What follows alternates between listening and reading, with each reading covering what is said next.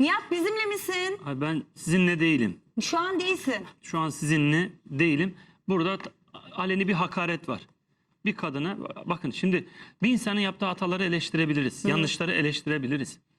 Ama bir insanın bir yanlışını eleştirdik diye tamamıyla onun yaptığı her şeyi eleştireceğiz vesaire anlamına gelmez. Bizim kimseye hiçbir düşmanlığımız da yok. Onu da söyleyeyim Kesinlikle. yani.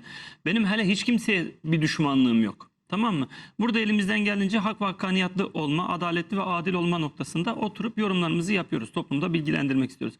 Benim ne ona ne buna hiçbir arkadaş, hep sanatçı arkadaşlarım, ama biz de burada aldığımız, kazandığımız hakkını vermek için burada olduğu gibi, çünkü bu çok kartelleşen bir sektörde çalışıyoruz. Yani acaba bazılarına böyle enteresan bir koruma zırhı var. Biz de diyoruz ki bizim gücümüzü Allah'tan alırız biz. Biz ancak Allah'ın önünde. Çünkü biz ancak Allah'ın önünde eğilmeyi emrettiler. Anladın Hepimiz mı? O aynı sanatçıymış, şekilde. bu sanatçıymış, bilmem neymiş, bu bunun buyu varmış. O biz boyun eğmeyiz. Ama şimdi Gülben'in bu kartelleşme noktasındaki çok şeylerini eleştirdik. Tavırlarını diyeyim. Ama burada da baktığın zaman 3 çocuk annesi, Olmaz. tamam mı? 3 çocuk annesi, bir anne. Sen anneye getirip de köpeğin ismini vermek suretiyle kadına, bu tamamıyla Gülben Ergen'in kişisel haklarına, bak kişisel, Senin ismin bir köpeğe verilse, Nihat denilse. bu hakarettir işte.